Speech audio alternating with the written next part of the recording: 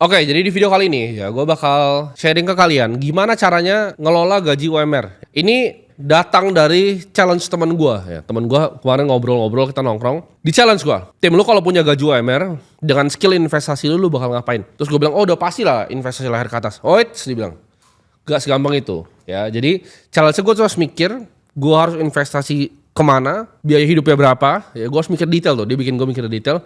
Tapi gue gak boleh invest leher ke atas. Jadi gue kayak karakter gitu, di cap levelnya. Misalnya level gue tuh bisa level 100, karakter gue tuh cuma bisa level 2 gitu. Emang otaknya tuh misalnya goblok bawaan lahir gitu. Jadi gue gak bisa invest leher ke atas, gajinya tuh UMR terus sampai gue mati. Gue bakal ngapain untuk jadi kaya dengan otak gue yang sekarang? Nah itu pertanyaannya, seru kan? Kita langsung bahas aja. Jadi gue udah di handicap nih berarti ya, gue di handicap nih. Kalau gue main bola itu gak boleh pakai tangan tuh, satu kaki lompat-lompat gitu ya. Karena gue pasti jawabnya gini, kalau lu UMR udah fuck it, gak usah investasi. Lu investasi leher ke atas ya, ilmu dan ilmu ya. Tingkatin skill sampai 100 juta sebulan baru lu mikir invest. Itu jawaban gue. Cuman gak boleh kali ini ya. Jadi semoga bisa relate ke kalian. Ya kan gue, dilempar gue tengah jalan set gitu kan. Terus gue kerja UMR, nganter jadi waiter gitu. Kita pakai UMR Jakarta dulu ya. Jadi kalian bisa adjust sesuai dengan lokasi kalian, karena gue di Jakarta jadi gue akan pakai UMR Jakarta. 5 juta ya kan. Gue udah mikir tuh, waduh mampus gue 5 juta. Jadi apa yang gue lakukan kalau gue punya 5 juta? Satu, udah pasti tempat tinggal, sederhana ya. Jadi gue harus tinggal di kos-kosan. Kos-kosan gue udah cari, jadi ini gue riset. Ini actually gue riset, jadi gue gak sembarang keluarin angkanya dari mulut gue.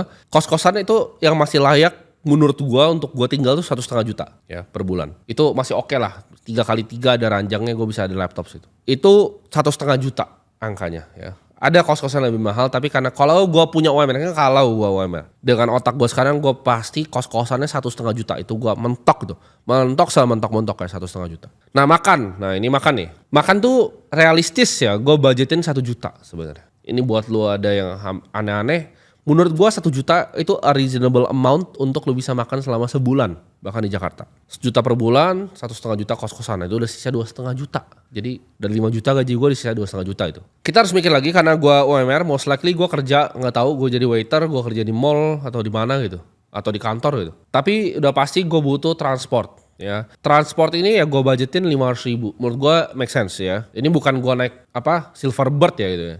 Itu langsung habis kali 500.000. Ini naik angkutan umum ya, kayak zaman dulu gue masih kerja mungkin naik motor, itu menurut gue 500.000 itu adalah angka yang make sense. Satu lagi pengeluaran yang menurut gue wajib, internet mungkin ada dari kos, tapi kan kita butuh bayar internet sendiri dan utilities yang lain gitu, kebutuhan yang lain-lain itu gue budgetin di 200.000. Ini gue coba sehemat-hemat mungkin ya. Berarti dikurangin semua, kurangin transport 500.000 ya, 200.000 untuk utilities.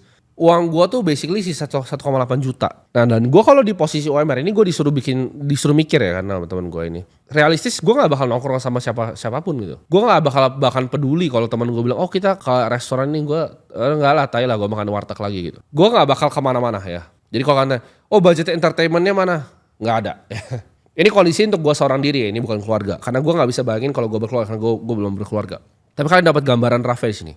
1,8 juta itu gak bakal gue sisin 300.000 untuk Netflix entertainment, enggak akan ada entertainment yang gue punya. Dan ini kan in case ini gue gak boleh investasi leher ke atas. Kalau boleh leher ke atas gue pasti beli buku ya. Gue pasti beli buku yang bajakan yang 30.000 satunya, biar gue beli 300.000 tuh benar-benar banyak ya. Itu pikiran gue kalau gaji UMR. Tapi balik lagi, ini gue gak boleh investasi leher ke atas, jadi gue akan investasikan semuanya. Nah pertanyaannya kemana ya kan, ini kita udah sampai ke golden question ya, investasi kemana. 1,8 juta itu gini, karena gue di cap UMR ya, jadi kan gue stabil, gue tahu gue akan dapatnya UMR kecuali gue bego dibecatkan. Tapi ya basically gue UMR terus lah, kita ngambil yang gampang ya. Gue UMR terus, gue gak bisa dapetin fluktuasi income, gue gak punya income tambahan, gue gak bisa kerjain something yang overtime dapat uang lebih, gue gak bisa jualin skill gue gak bisa jualan barang orang lain, service orang lain gak bisa gue jualan, gue cuma bisa kerja sama gitu. Gue itu udah pasti 100% ambil investasi yang paling agresif yang bisa gue ambil. Balik lagi, ini bukan buat lu, ini cara gue ngatur gaji UMR ya. Jadi ini kalau punya ilmu kayak gue bakal ngapain. Kenapa? Karena gue dapat kestabilan dari pekerjaan gue. Gue tahu at least gue bisa makan kalau gue spendnya cuma 1,8 juta. Paham gak sih? Gue mau ngasih kalian yang realistis. Kalau gue pribadi itu bakal gue trading secara agresif ya. Mungkin gue main options, gue main derivative market. Cuman itu kalian, gue yakin itu gak applicable ke kalian ya. Tapi gue akan cari strategi paling agresif untuk kembangin uang gue ini kalau income-nya di atas gak bisa nambah. Jadi apakah gue akan punya dana darurat? Tidak ya. Tidak, gue akan fokus untuk gue bisa kerja, dapat gaji, terus gue makan. Gue gak akan punya dana darurat. Gue gak akan beli asuransi, ya. Gue gak akan beli yang piramida bawah yang kayak orang-orang biasa. Karena gue di challenge gitu, apa yang gue lakukan untuk bisa jadi kaya. Jadi udah pasti kalau income-nya tuh stabil, investasi harus agresif. Kalau kalian pengusaha income-nya naik turun, nah cari yang lebih stabil justru investasinya. Paham gak sih? Kalau pendapatannya stabil, serangnya di investasi. Nah 1,8 juta itu mungkin gue kepikiran 2 skenario ya. Karena ini gue di kondisi kepepet, kalau in case gue salah tuh masih bisa makan, ya. Gue bakal taruh mungkin setengah itu di Bitcoin udah pasti. Ya 50% udah pasti gue taruh di Bitcoin. Kenapa? Karena simple ya. Gue gak peduli naik turun kiri kanan jungkar baliknya, gue gak peduli ya. Yang gue tahu Bitcoin itu CAGR-nya sekarang itu masih 100% dari awal berdiri ya. Dari 2009 tuh CAGR-nya compound annual growth rate-nya itu 100%. Tapi itu kalau gue lihat saya ya udahlah gue pangkas ke paling gue pangkas, forward-nya kan masa depan gak seperti masa lalu, ya anggaplah benar 30% per tahun ya. Bitcoin akan 30% per tahun kalau gue invest secara berkala, setiap bulan gue tabungin.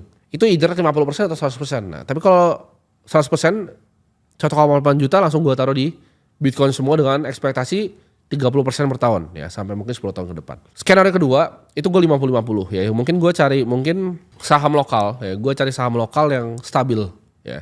At least biar gue bisa mainin dividend play ketika nanti uang gue itu udah gulung ke ratusan juta. Jadi mungkin gue taruh di Bank Mandiri itu 50%. Jadi 900 ribu di Bitcoin, 900 di Bank Mandiri ya. Karena loan growth-nya masih oke banget. Dan gue lihat long term-nya oke. Itu yang akan gue mainin. Jadi gue gak akan terlalu mainin yang kecil-kecil. Kenapa? Karena gue akan mengganggu pekerjaan sehari-hari gue ketika gue punya gaji UMR. Karena gue yakin kalian bukan kayak orang gila yang kayak gue bisa trading sama malam gitu. Enggak. Jadi kira-kira portfolio allocation gue 50-50. Gue gak bakal ada reksadana pasar uang. Gue gak bakal ada obligasi. Gue gak bakal ada posisi cash bahkan. Kenapa? Karena gue yakin gue makan bulan depan. Gue langsung pos-posin tuh. 1,5 di sini, 500 ribu di sini ya. 1 juta buat makan, 200 ribu buat lain-lain. Mentok gitu. Gak bakal ada lewat 100 ribu pun gak bakal. Ya, itu gak bakal. Gue bakal jadi orang paling pelit di dunia ya. Kalau teman gue bilang, oh ini sini, enggak. Di sini, enggak. Ya. Itu bakal gue gandain ya dalam waktu 5-10 tahun. Mungkin portfolionya coba gue hitung di kepala gue. Compound tuh agak sulit itu. Gue mungkin salah ya. Coba 1,8 juta. Hampir 10 tahun tuh mungkin bisa di angka 100 sampai 140-an juta ya. Ya gue gak tahu, udah agak rasti matematika gue. Jadi itu duit gue basically udah ratusan juta di sana. Dan ketika gue masih bisa bungain dengan skill gue di 20% per tahun, lumayan lah gue dapat additional 20 juta per tahun ya kan dari investasi. Dan baik tahun ke-15, I'm done.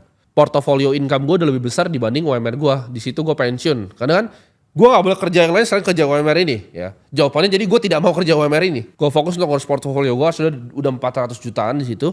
Ya udah ya. Gue bungain 400 juta, gue bungain 20% per tahun. Gue yakin karena sebego-begonya gue at least 15% lah. Gue pasti dapat. Jadi 20% per tahun di portfolio 500 juta. Gue rasa gue udah gak mau kerja UMR lagi. Dan gue tinggal kipas-kipas dan menikmati hasilnya. Dan gue gulung. Tapi gue akan terus kayak gitu stick.